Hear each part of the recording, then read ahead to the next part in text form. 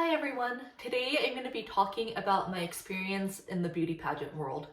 I competed in the Miss USA system and also the Miss America system, which are two of the bigger pageants in the United States.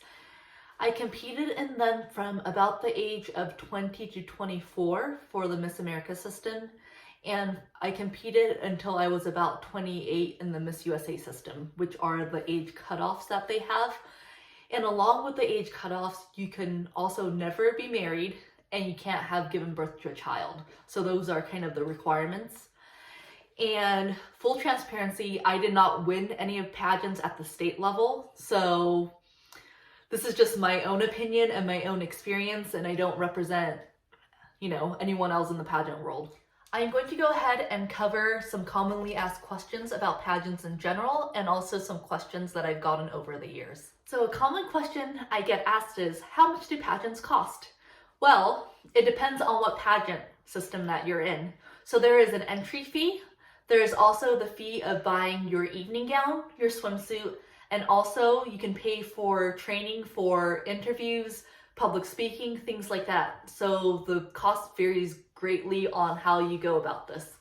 And I would say once you have a gown and a swimsuit, you can reuse them for different pageants. That's what I personally did. I know some people buy different gowns for different pageants, but for me, I was a college student and that just saved a lot of money for me. I'm gonna go ahead and give you a rough breakdown of what my costs were, and it varies greatly from person to person because you can get a gown at Macy's for $100 and some other people spend $5,000 for a gown, so it just depends on the person.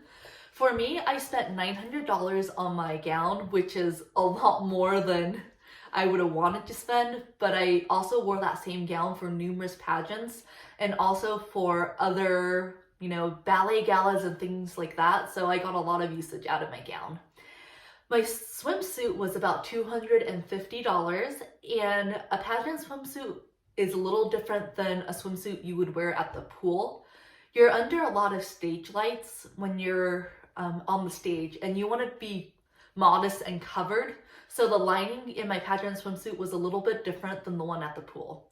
Also, you want your legs looking as long as possible when you're on stage. That's why you wear 6-inch heels, and also the cut of the swimsuit, the leg is also a lot higher. And let's see, what other costs? Entry-level costs. So for the Miss America system, it was about $100, and that went towards a charity that they supported. And for the Miss USA system, I believe it was about $1,000, but that covered the hotel fees, that covered all the food, and it covered the activities we did, so that was all inclusive. Something else I get asked is how many women participate in these pageants. So the smallest pageant that I did probably had about 20 women, and the biggest pageant was at the state level, and that had about 300 to 400 women. And a thing to remember is there is only one crown per year. So there are numerous women who could have gotten the crown another year or under different circumstances. So if you don't win, you can't get discouraged, and you have to keep trying every year. And a lot of my friends that I made at the Miss California state level, they moved to a different state and won the crown in their state.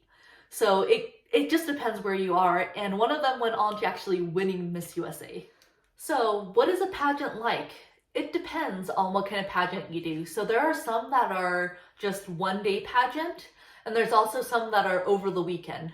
So I've done both types of pageants before. So the one on the weekend was the state pageant, and what we did is we checked in really, really early morning. I remember on Friday morning, I think it was 4 or 5 a.m. we had check-ins, and then we met everyone. We met our roommates, and we also met our pageant mom. So there was a pageant person assigned to a group of women, and we went everywhere together. So we weren't allowed to leave on our own. So if we wanted to go work out or if we wanted to run to the store, we always had to be with our roommate or someone else, just for safety reasons. And also, we also spent time doing activities. So we drove around, LA, we looked around, we did some events, things like that. And we also spent a lot of time in rehearsal. So imagine there's, 300 women, and in rehearsals, people make mistakes, and it was an all-day thing where we were just doing things over and over and over. which could get kind of tiring and also very cold. You have to remember that, you know, in the theater, it's really, really cold. So I would suggest you bring a sweater or something to keep you warm. Some miscellaneous tips that I have that really help me out. Bring your own snacks. The food that they serve at pageants, it's not the healthiest. So it's high in carbs, sometimes in salt. And what that does is that puts on a lot of water weight onto you. So even if you spent the last 6 months working out and you had abs, you put on a little bit of salt, you gain 10 pounds of water weight and your abs get kind of covered up. You don't want that. So I would recommend just bringing healthy snacks just so you can keep your energy up without all that salt going onto your system. Another tip is butt glue. So your swimsuit, you want to make sure it stays in place. And if you don't have butt glue, it rides up and you really don't want that happening on stage. It's pretty embarrassing and I learned the hard way once, and ever since then I've always carried butt glue around. Another tip is to make sure you know how to do stage makeup, because the makeup that you do in real life is different than stage makeup because the stage lights just really wash you out and the judges are sitting about, I don't know, 10 feet to 20 feet away. So you want to make sure that your features are visible. So you want to make sure you bring your fake lashes, bring your glue, go get a spray tan. That really helps makes you look a little bit slimmer, and it also just makes you stand out more on stage. I would also recommend just going to MAC and getting your makeup done and then doing it darker than that, if that makes sense. So MAC makeup that they do is usually pretty dark, but you're gonna need a little bit more when you're actually on stage. So there are stereotypes of pageant girls being ditzy or stupid or mean, and for me, I didn't really find that to be true.